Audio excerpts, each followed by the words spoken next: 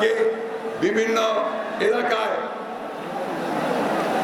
বিভিন্ন শহরে বন্দরে যারা ভাঙচুর করছে, লুটপাট করছে, তারা কেউ আমাদের দলের লোক নয়।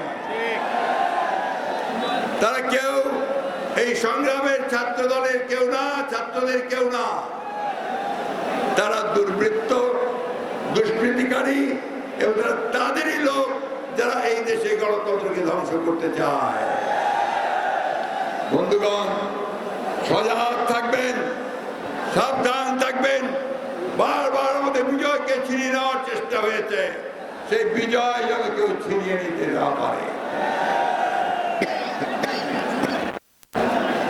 বন্ধুগণ, আমরা ছাত্র ভাইদের সঙ্গে সম্পূর্ণ একমত। আমরা বাংলাদেশে একটা নতুন বাংলাদেশ নির্মাণ করতে চাই। আমরা গণতন্ত্রের বাংলাদেশ নির্মাণ করতে চাই। আমরা ন্যায় বিচারের, মানবাধিকার, সাম্য এবং কল্যাণমূলক রাষ্ট্র আমরা নির্মাণ করতে চাই। আমরা এ ব্যাপারে ছাত্রদের সঙ্গে সম্পূর্ণ একমত। তাদের সমস্ত এই বক্তব্য, সেই বক্তব্যে আমরা সমর্থন করছি। বন্ধুগণ, আজকে আমাদেরকে অত্যন্ত ধৈর্যের সঙ্গে অপেক্ষা করতে হবে যে সামনের দিনগুলোতে অতি ধৈর্যের সঙ্গে নিজেদেরকে সুসংগত রেখে, নিজেদেরকে ধৈর্যের সঙ্গে সহনশীলতার পরিচয় দিয়ে, কোনো প্রতিহিংসা নয়, প্রতিশোধ নয়, আমাদেরকে এই ছাত্র আন্দোলন, জনতার যে আন্দোলন, তার বিজয়কে সুসংগত করতে আমাদেরকে সর্বক্ষেত্রে আমাদের নেতা কর্মীরা ছড়িয়ে যাবেন এবং তারা অবশ্যই এই বিষয়গুলো যেন না ঘটে পুনরাবৃত্তি, তার দিকে সম্পূর্ণ দৃষ্টি দেবেন। বন্ধুগণ, আমি বক্তব্য দীর্ঘ করবো না।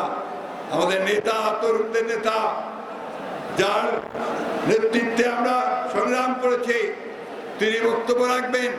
ও একই সঙ্গে আজকে আমাদের দলের চেয়ারপারসন, যিনি প্রায় 6 বছর কারান্তরালে ছিলেন, অসুস্থ হয়ে পড়েছেন, এখনো তিনি অসুস্থ হয়ে আছেন।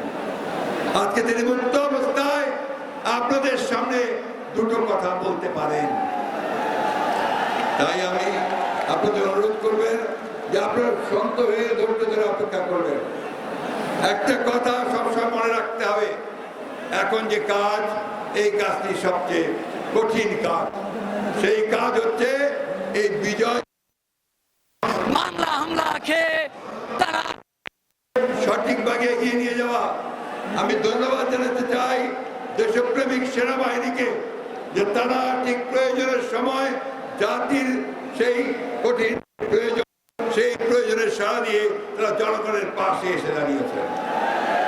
আমি ধন্যবাদ জানাতে চাই আমাদের ছাত্র নেতাদেরকে, আমাদের নেতৃবৃন্দকে, তারা কাঁধে কাঁধ মিলিয়ে লড়াই করেছেন, সংগ্রাম করেছেন এবং আজকে একটা যৌক্তিক পরিণতির দিকে নিয়ে যাচ্ছে।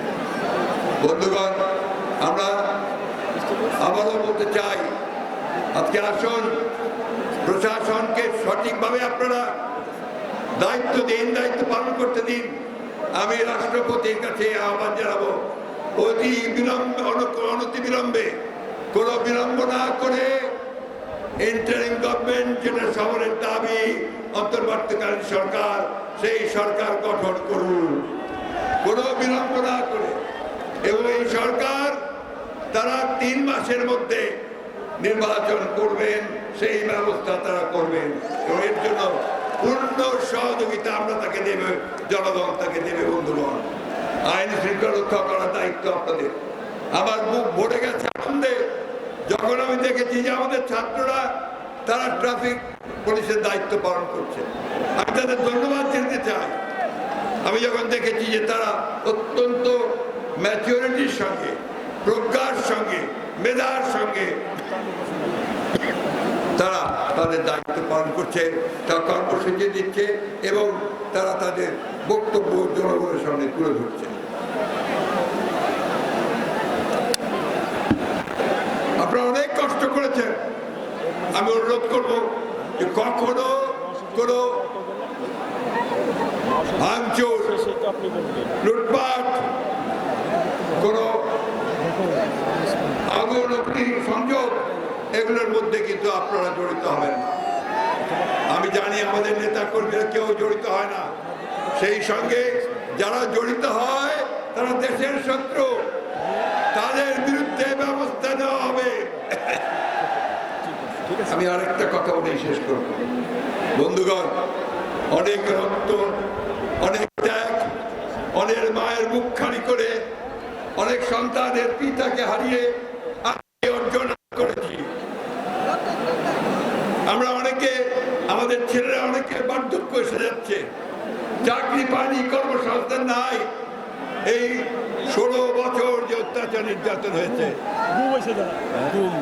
এবং যারা গুম হয়েছে তাদের সন্তানরা তাদের পিতাকে দেখতে পারেনি, তাদের প্রতি গভীর শ্রদ্ধা রাখুন।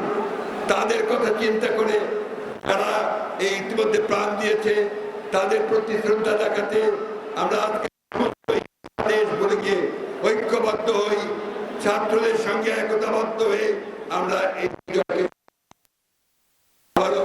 ছাত্রদেরকে অভিবাদন জানাতে চাই, ধন্যবাদ জানাতে চাই তাদের এই অভাবনীয় নজিরবিহীন নেতৃত্বের জন্য।